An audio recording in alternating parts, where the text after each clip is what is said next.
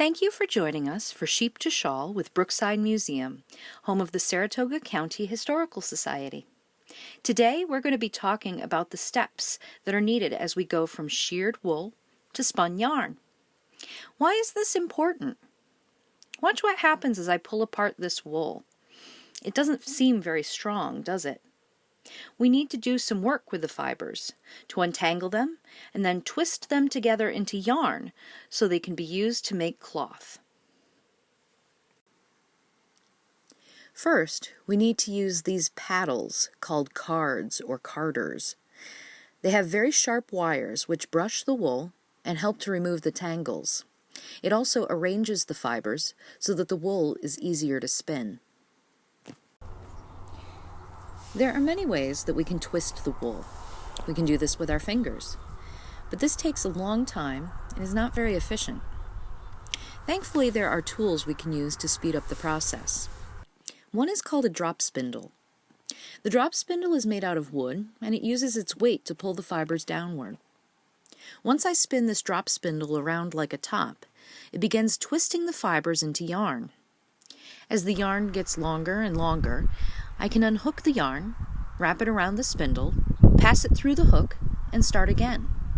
You just keep doing this process over and over again. Another way to twist the wool fibers into yarn is to use a spinning wheel. There are many different types of spinning wheels. Some use a foot treadle to provide power. This way, my hands can focus entirely on the wool fibers rather than also having to provide power. Now this wool twists within my hands and is pulled inward to wrap around the bobbin.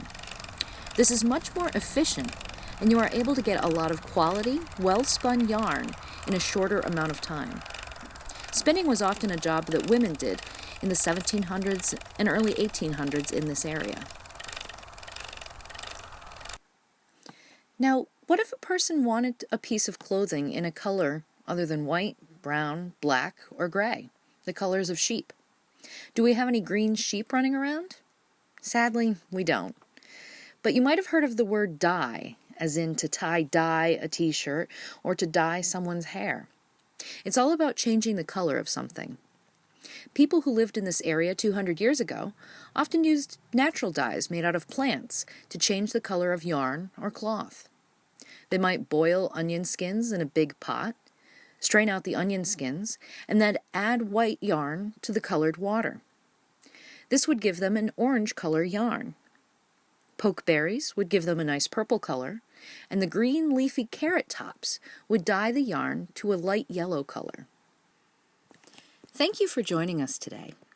Next time you look at a green scarf or a purple sweater, think about the work that would have gone into carding the fibers, spinning the wool, and dyeing the yarn long ago. For more information about Sheep to Shawl, Brookside Museum, or the Saratoga County Historical Society, please visit our website, brooksidemuseum.org.